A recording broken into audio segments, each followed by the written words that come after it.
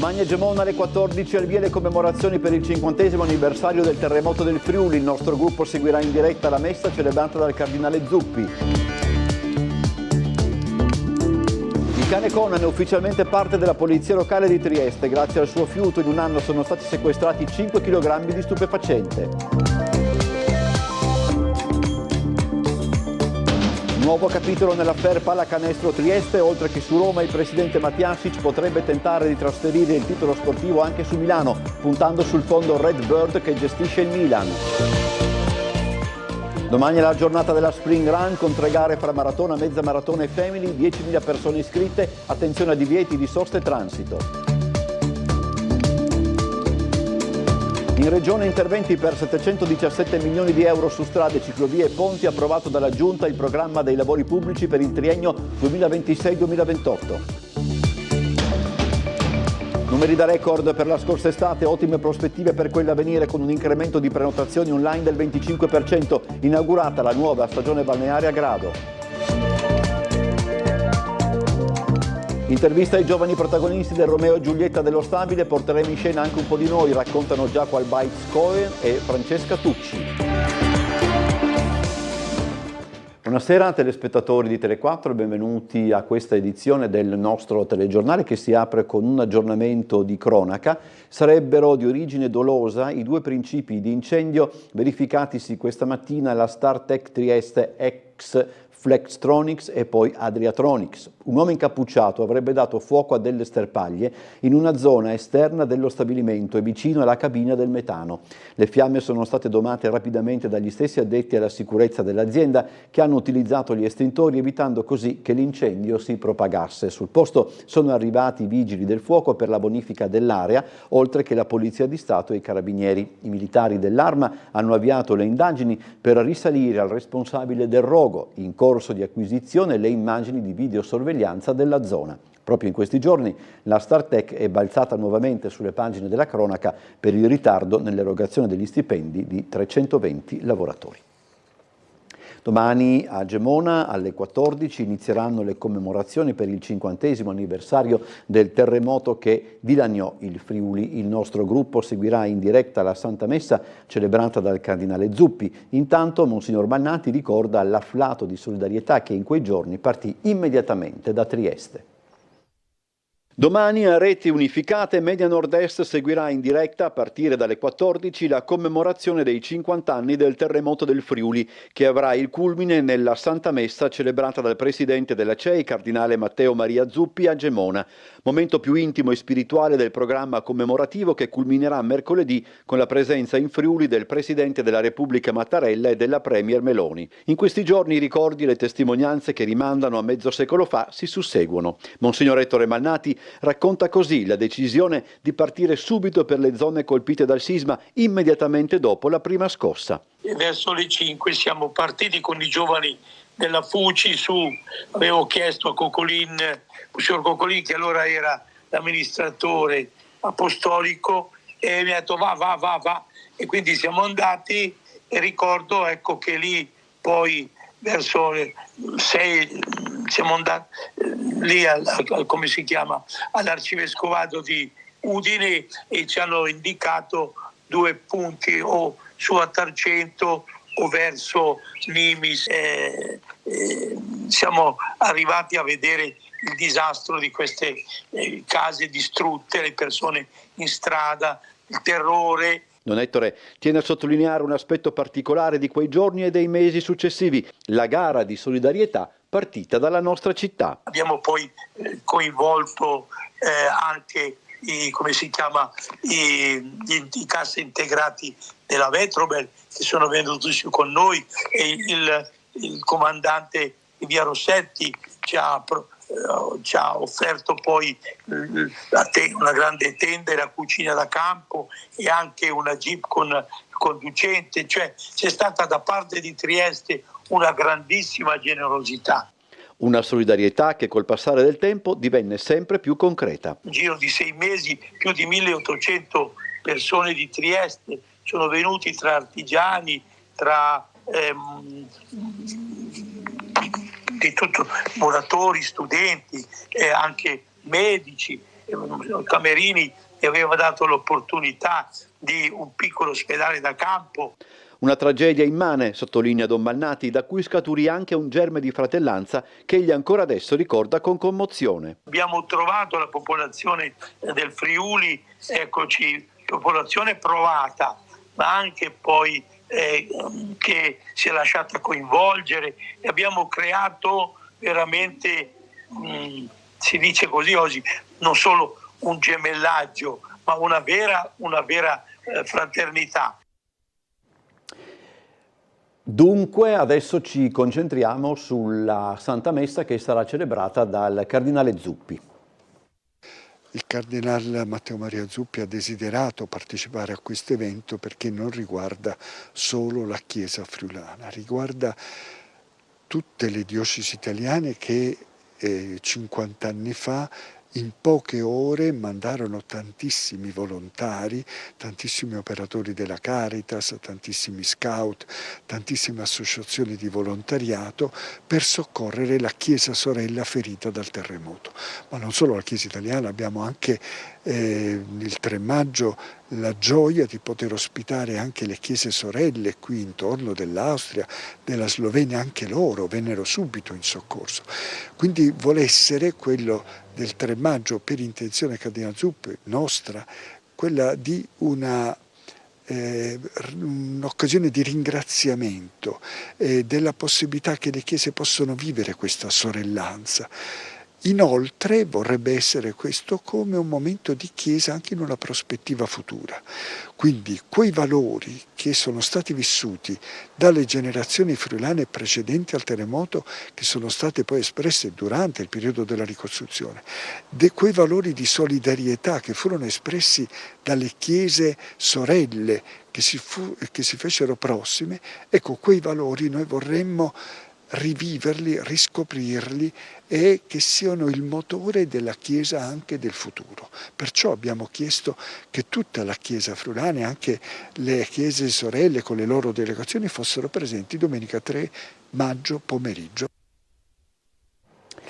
I consiglieri della quinta circoscrizione, adesso giriamo pagina, parliamo di politica triestina, i consiglieri della quinta circoscrizione, dicevo, del centrodestra presenteranno una mozione per chiedere la censura della Presidente del Parlamentino Michela Novel, di Adesso Trieste, per alcuni suoi post sui social e più in generale per la gestione dei lavori giudicata carente.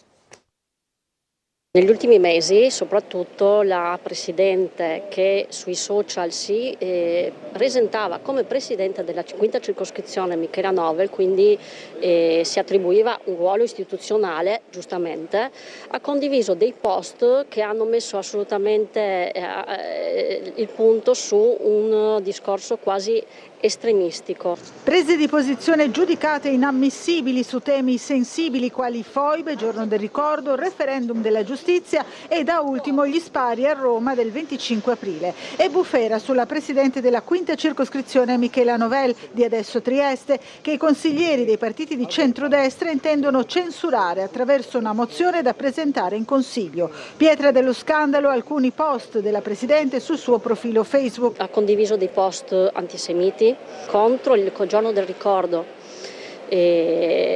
definendolo la strumentalizzazione sulle foibe della parte del centrodestra e il giorno del ricordo come quasi una vendetta, mettendolo anche tra l'altro vicino al giorno della memoria del 27 gennaio. Ha condiviso un post dove paragonava i fautori del sì alla riforma sulla giustizia come dei plotoni di esecuzione mafiosi.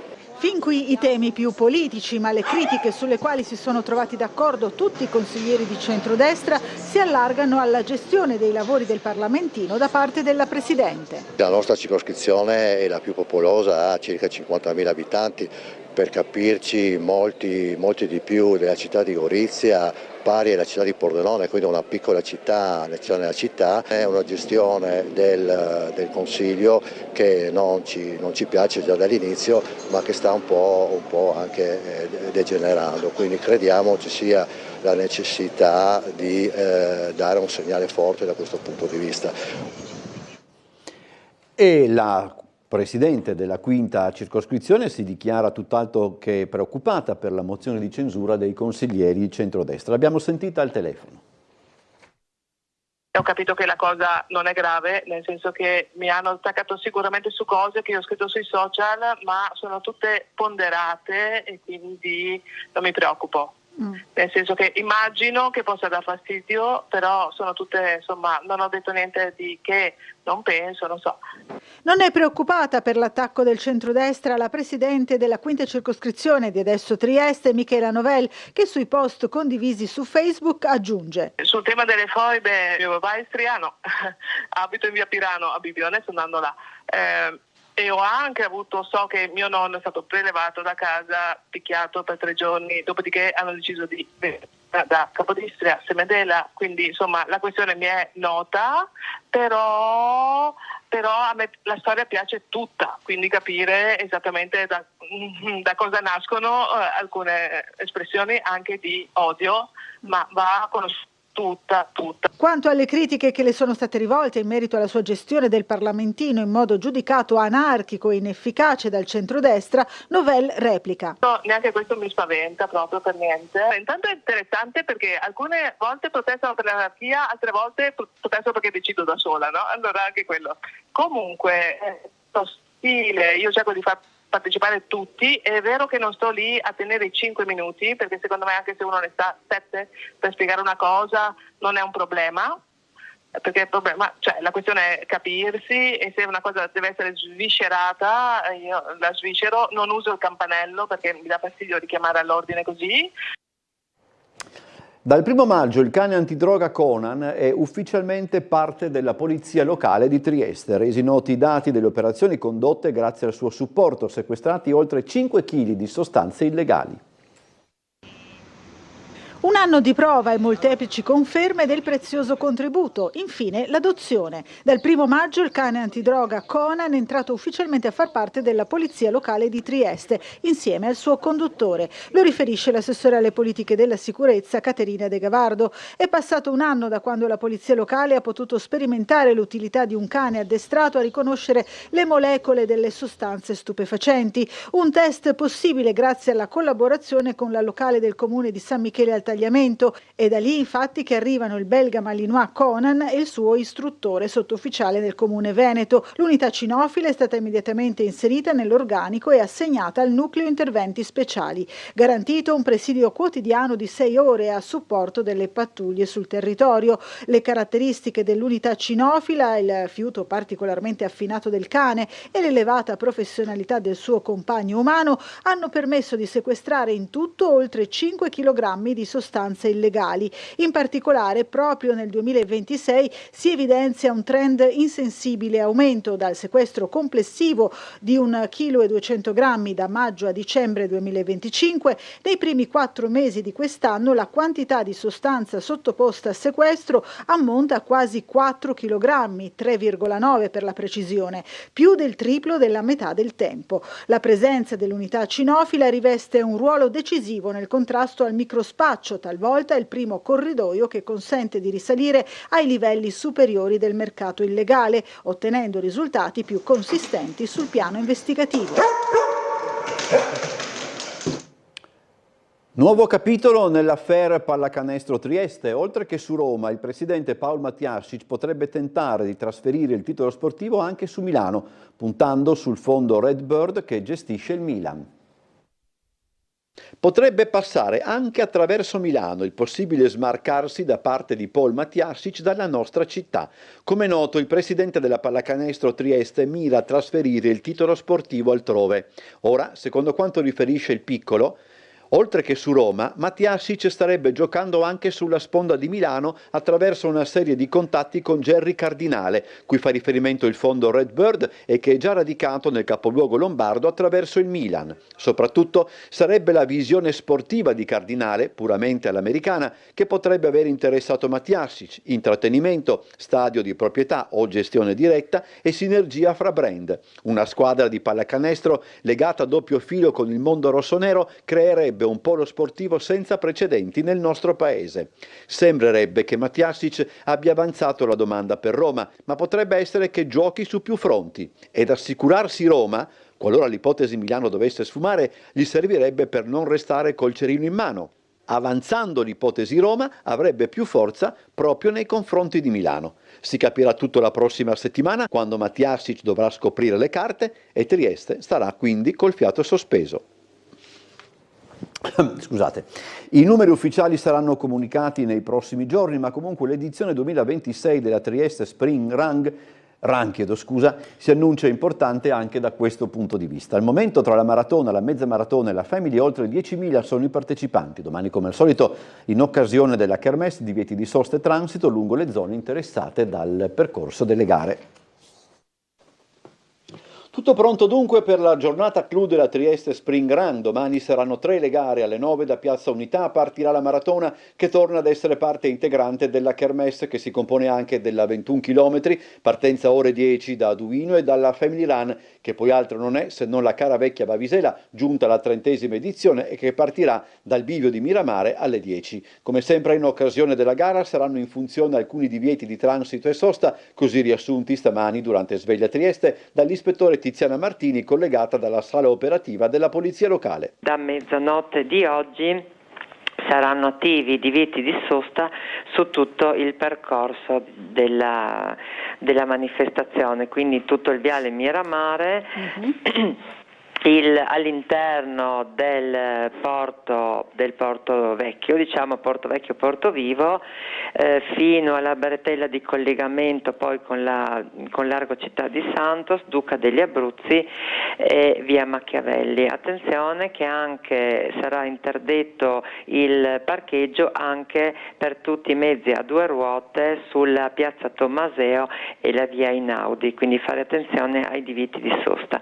Ovviamente domani ci sarà la manifestazione che prevede la chiusura al transito di tutta la costiera, praticamente per quanto riguarda il comune di Trieste, dall'abitato di Santa Croce, quindi sulla strada costiera, fino praticamente a Piazza dell'Unità d'Italia. Lungo tutto il percorso della manifestazione c'è anche appunto il divieto di transito per tutti i veicoli.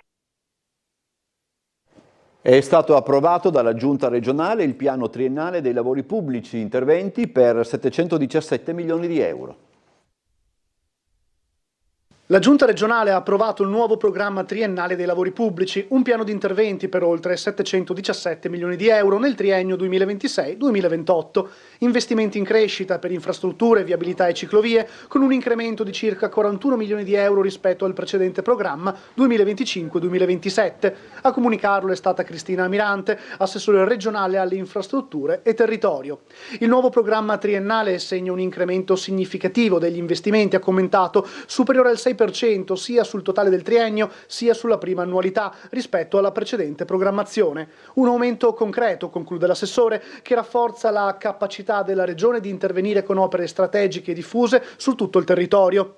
Diverse le aree di intervento, con una particolare attenzione e investimento rilevante dei fondi destinati alla viabilità, al miglioramento della rete stradale regionale e comunale e una particolare attenzione allo sviluppo della mobilità sostenibile, con l'obiettivo di potenziare e qualificare il sistema delle ciclovie regionali. Tra gli interventi previsti ci sono il nuovo ponte sul Meduna all'ingresso di Pordenone e la gronda nord da Fontanafredda a Pordenone a nord della Pontebana, che migliorano la sicurezza, rendono più fluido il traffico urbano e rafforzano le connessioni tra territori, contribuendo in modo concreto alla qualità della vita dei cittadini e alla competitività del Friuli Venezia Giulia.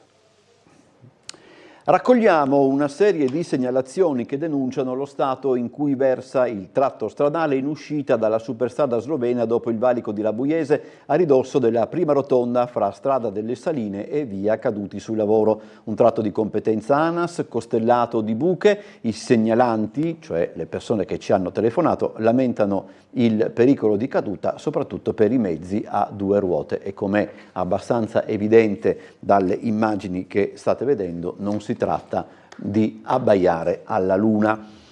Adesso andiamo in pubblicità, poi torniamo con altri servizi, rimanete in nostra compagnia.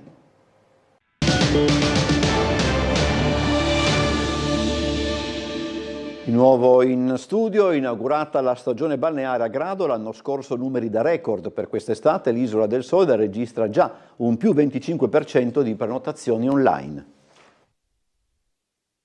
Partiamo da numeri molto positivi, con 11 milioni di visitatori l'ultima stagione. Numeri da record, mai raggiunti prima dalla Regione, quelli registrati lo scorso anno a Grado, dati illustrati durante l'inaugurazione della nuova stagione balneare dell'Isola del Sole, che incassa già un più 25% di prenotazioni online.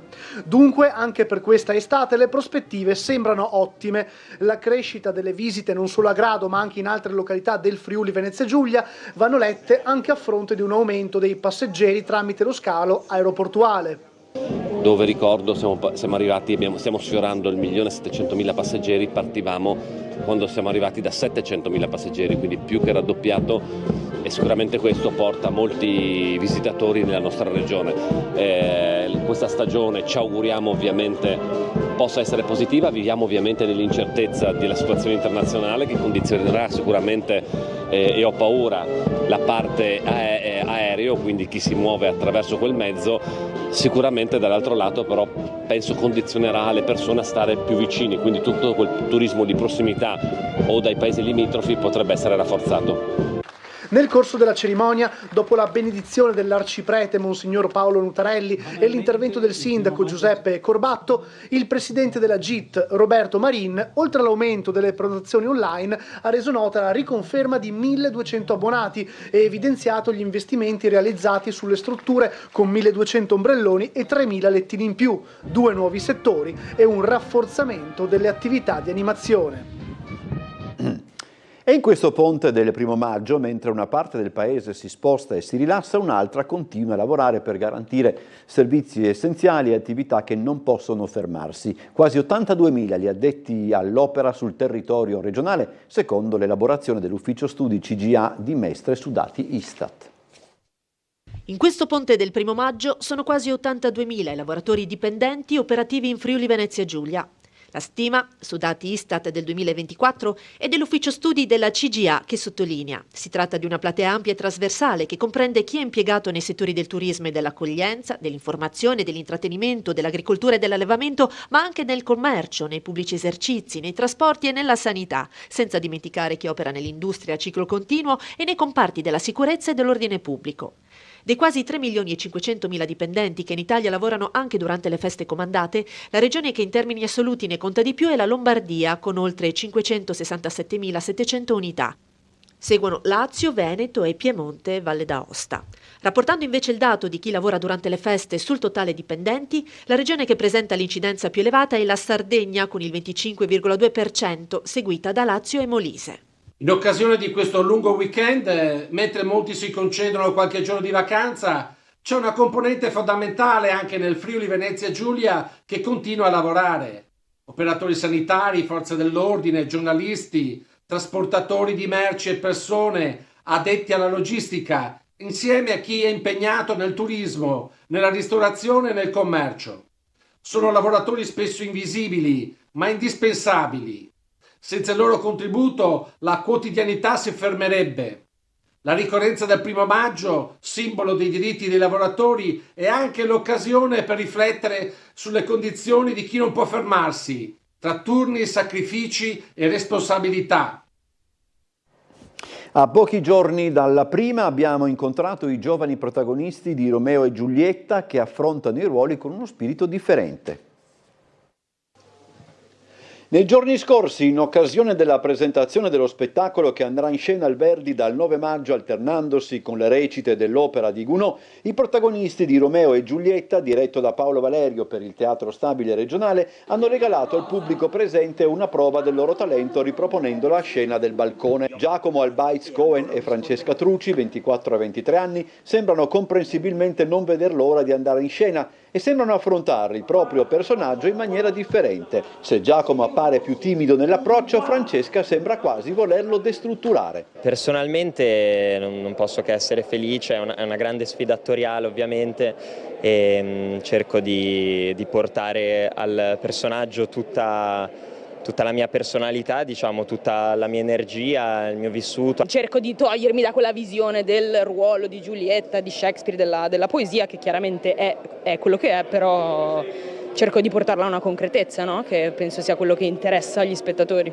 Entrambi però hanno ben presente ciò che il pubblico si aspetta dai ruoli che andranno ad interpretare e nel caso di Giacomo tanto da aver ben presente anche ciò che non bisognerebbe fare. Non piegare delle parole così grandi, così belle come quelle di Shakespeare alla mia esperienza piccola personale, diciamo. Quindi è un doppio movimento difficile, però insomma non si potrebbe desiderare un ruolo forse più bello a quest'età. Non devo pensare che è un ruolone, Giulietta è un'innamorata, è una persona innamorata, quindi io da attrice sono una persona innamorata ed è bello portare quello, no? Lo spettatore penso voglia vedere un essere umano nella sua semplicità, è un personaggio anche paradossalmente semplice in realtà.